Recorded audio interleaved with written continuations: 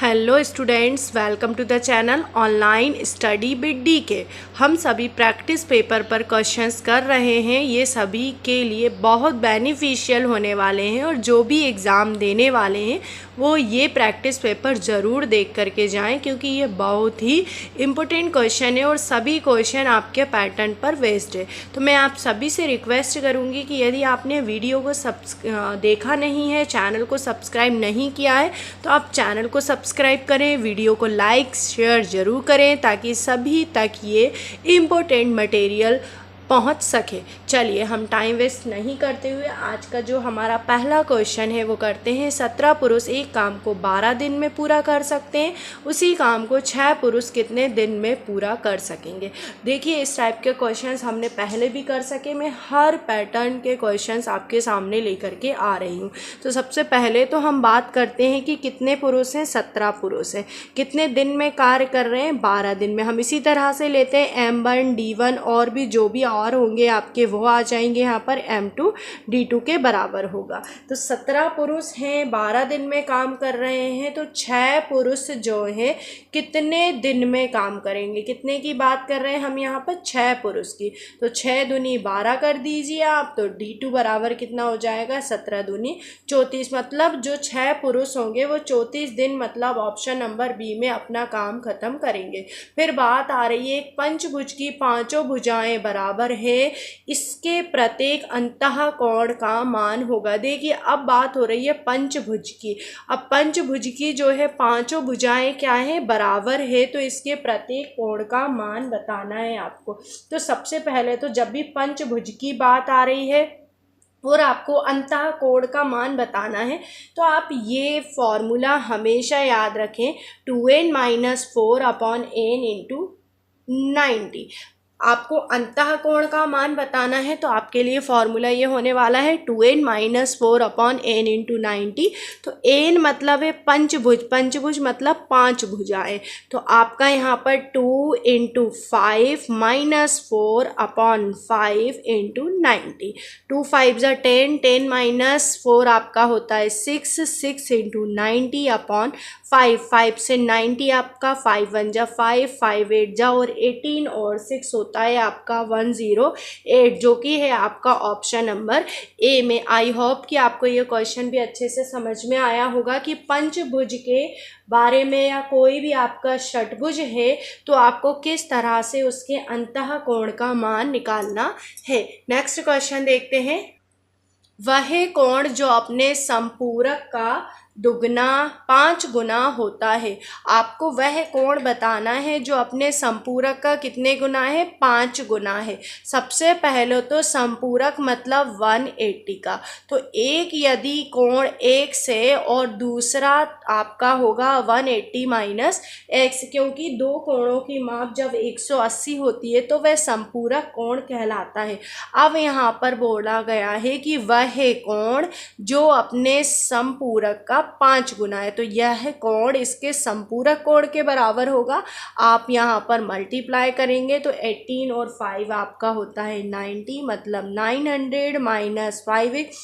5x आपका यहाँ transfer हुआ 6x, तो x इज इक्वल टू आपका होगा 900 अपॉन 6, 6 1 जा 6 और 150, मतलब आपका जो कोण है वह 150, मतलब ई ऑप्शन के इक्वल होगा। तो यहाँ पर मैं आपको क्या बताने वाली हूँ कि वह कोण जो अपने संपूरक का 5 गुना है। जब भी संपूरक कोण की बात आती है तो आप 180 मानकर चले। किसी सम अष्टभुज के अंतः कोणों का योग होता है। अभी यहाँ पर पंचभुज के अंतः कोणों का मान पूछा था, अब यहाँ पर अंतः कोणों का योग बताना है। इस लाइन को बहुत अच्छे से देखें। तो अंतः कोणों के योग के लिए फॉर्मूला होता है 2n-4 इंटू 90। हमें क्या निकालना है? अंतः कोणों का योग। तो 2 क्या है? ये अष्टभुज है। अष्टभुज मतलब 8 और ये -4 और आप 90 से यहाँ पर गुणा करें। 2 8 16 में से 4 जाएंगे 12, नमा की 108। अब यहाँ पर जो है 90 है, यदि मैं 6 इंटू इसे 182 लिखूँ तो ये आपके किसके इक्वल होगा? 6 पाई के, जो कि है आपके ऑप्शन नंबर डी में। तो इस तरह से आपको अंतःकोण का मान योग निकालना है तो n से आप भाग नहीं लगाएंगे और प्रत्येक अंतःकोण निकालना है तो n से भाग लगाना है। नेक्स्ट क्वेश्चन है, प्रत्येक समतल में कम से कम कितनी 3 असमरेख बिंदु हैं, 2 असमरेख बिंदु हैं, 1 असमरेख बिंदु है, 4 असमरेख बिंदु हैं या अनगिनत असमरेख बिंदु है। अब समतल है ये आपका, इस समतल में असमरेख बिंदु मतलब जो एक रेखा में नहीं हो, इस तरह से तो कई बिंदु हो सकते हैं, इस तरह से, इस तरह से, इस तरह से, तो संरेख तो आपके बहुत सारे हो सकते हैं, लेकिन यदि असमरेख की बात करें तो एक बिंदु मान लो यहाँ है, एक बिंदु यहाँ है, एक बिंदु यहाँ है, तो इस तरह से 3 आपके जो होंगे असमरेख बिंदु होंगे।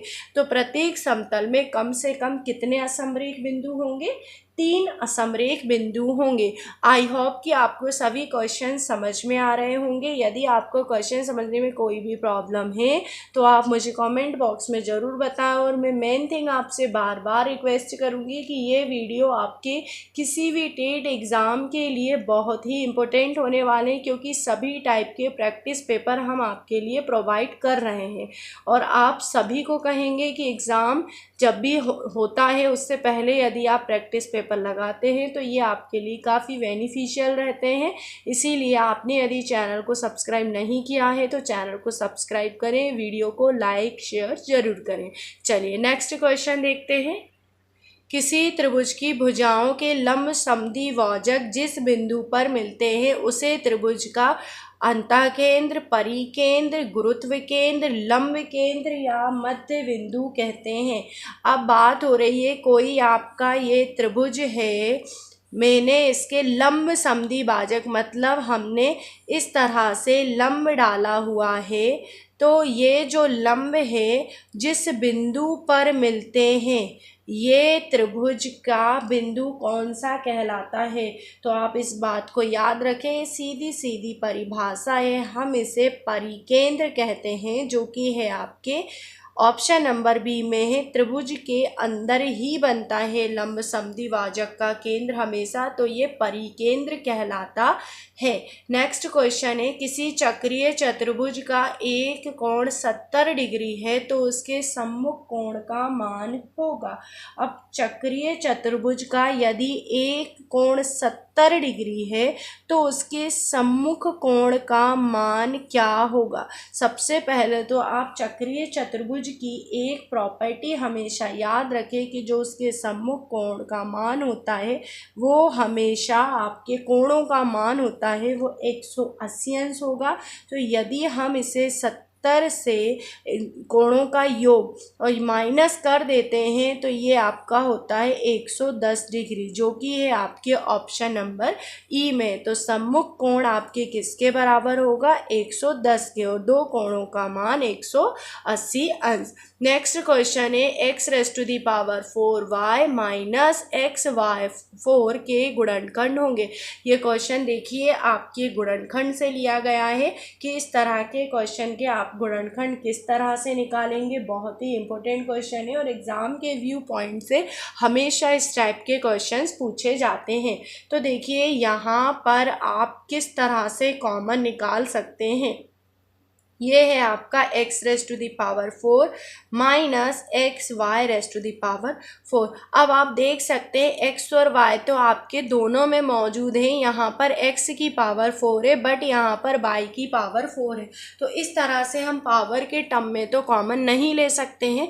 तो आप कुछ नहीं तो x y को तो यहाँ से कॉमन ले ही लें, और कॉमन लेना तो आपको अच्छे से आता ही होगा।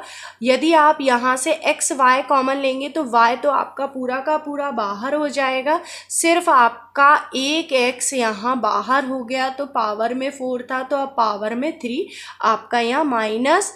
इसी तरह से ये एक x बाहर है तो y की पावर आपका 3 यहाँ पर शेष रह गया। तो आप यहाँ से देख सकते हैं तो कि x y तो आपका सभी में है ही और आएगा भी।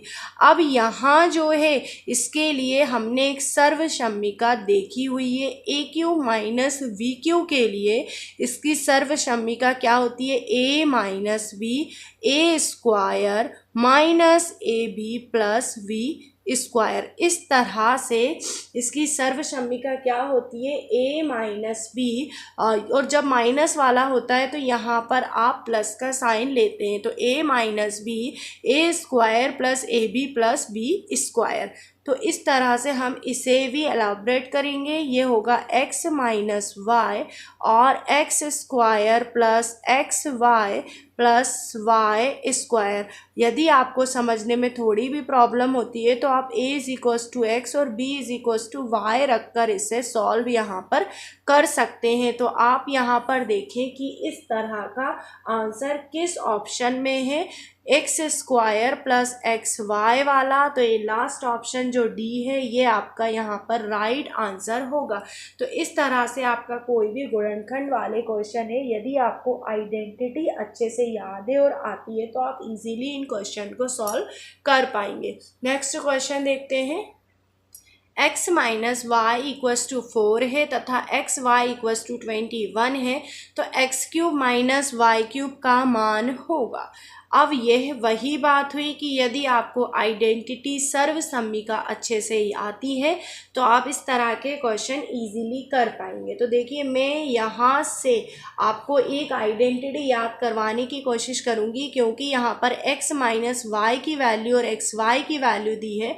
तो क्या x माइनस वाई का जो क्यूब है वो इक्वल होगा x cube minus y cube minus 3xy and bracket में x माइनस वाई के। इस तरह की सर्वसम्मिका हमने देखी हुई है। अब यहाँ से आपके पास x माइनस वाई की जो वैल्यू है उस वैल्यू को आप यहाँ पर पुट कर दें। 3 इंटू आपका 21 होगा और x माइनस वाई की वैल्यू आपकी 4 होगी। अब 4 इंटू 4 होता है 64 इक्वल्स टू होगा आपका x cube minus y cube minus 3 into 4 होगा आपका 12 इंटू 21। आप इसी तरह से इसे 64 ये आपका आप मल्टीप्लाई करें, 12 इंटू 21 आपका होता है 252। आपका हुआ 252, यहाँ माइनस था हमने यहाँ पर आपका प्लस कर दिया। अब देन हम यहाँ पर दोनों को ऐड करेंगे और वैल्यू फाइंड करेंगे। तो 4 और 2 होता है आपका यहाँ पर 6 और 25 और 6 होता है 31, जो कि है आपके ऑप्शन नंबर डी में। तो इस तरह से कोई भी अगर आइडेंटिटी का क्वेश्चन आता है तो नेक्स्ट टाइम से आप इन आइडेंटिटीज़ को ज़रूर याद रखें, और यदि आपको आइडेंटिटीज़ याद नहीं है तो आप मुझे कमेंट बॉक्स में ज़रूर बताएं, हम इस तरह की आइडेंटिटी वाले क्वेश्चन और भी ज़रूर कर लेंगे। नेक्स्ट क्वेश्चन है 8 प्लस एक्स का होल क्यूब का मान है। देखिए हमने इससे पहले एक आइडेंटिटी देखी, अब नेक्स्ट हम आइडेंटिटी वाला क्वेश्चन देख रहे हैं। तो आप 8 प्लस एक्स का जो क्यूब है इसे आप 2 का क्यूब प्लस x का क्यूब लिख सकते हैं। तो 2 का क्यूब और x का क्यूब जो कि आपके a क्यूब और b क्यूब से कंपेयर करें तो ये आपका क्या होगा, a प्लस बी और a square minus a B plus B square के।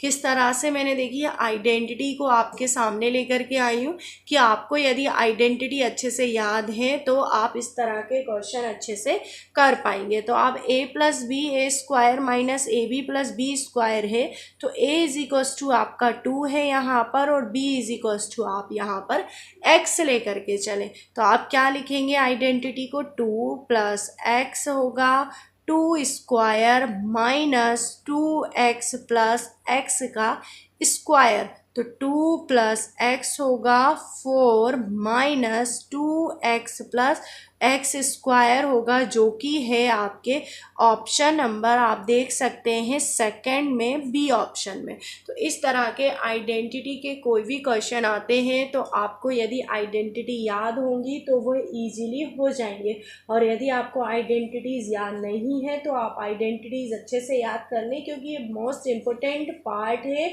आपके मैथमेटिक्स का। तो अभी हमारा जो लेक्चर था वो प्रैक्टिस पेपर 5 था। अब नेक्स्ट हम प्रैक्टिस पेपर 6 लेकर के आने वाले हैं।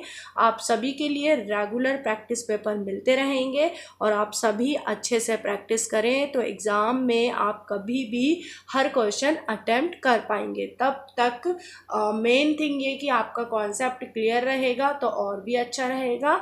और सभी के लिए मेरा जय हिंद, वंदे मातरम।